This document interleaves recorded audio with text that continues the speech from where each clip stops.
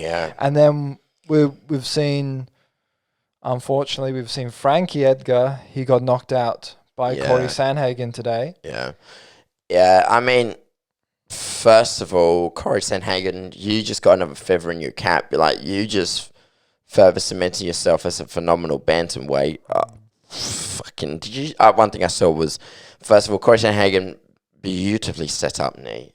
Beautifully set up. And now, because his spinning heel kick to Marlon Morales was it a spinning back kick? It was a spinning hook kick. His spinning heel kick was phenomenal. And then he put down Marlon Morales, who was an ex number one contender, and now you just took down a legend, Frankie Edgar, who everyone had eyes on after he beat Pedro Munhoz. Munhoz. Yeah, you got to say that correctly, otherwise the fucking trolls will get mad. Exactly. Yeah, so you know who you are. But one thing that's phenomenal is that Cory Sandhagen, he's an example of when you lose, you can come back so much better, because we talked about it previously when he lost to Aljamain Sterling. He said he was embarrassed. First round submission. Yeah, but now he's come back better than ever. So we can talk about the knockout, but one thing I'm predicting is that Cory Sandhagen, when we have Petr Yan versus Aljamain Sterling, I reckon if Aljamain Sterling beats Petr Yan, Cory Sandhagen's going to be fired up. Well, let's be real, when Cory and Frankie's fight only lasted around 30 seconds. Frankie did very well.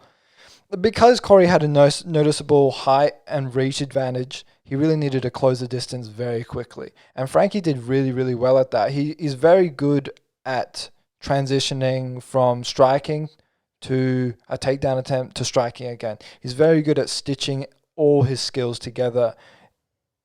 And now I was expecting him to go quite quickly into a takedown or something like that. Yeah. However, that didn't happen because we know Frankie's wrestling is very good, but he closed the distance very, very, very well earlier on.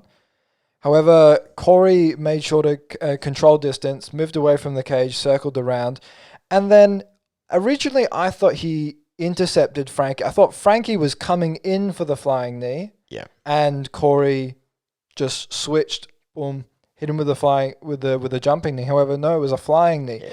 Frankie wasn't expecting. He didn't actually. I thought it was an intercepting knee. It wasn't. He didn't. It was only Cory that changed the distance.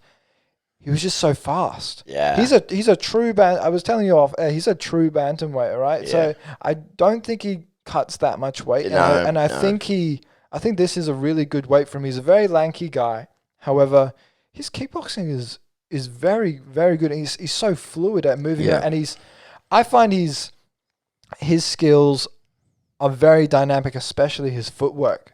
He's always on the ball of his toes, moving around. As soon as Frankie started to give him pressure, he didn't move backwards and just hit the cage and shell up. He moved around and finally got that distance, and it was fascinating how he just knew when to throw that knee. Yeah. He already had Frankie's timing.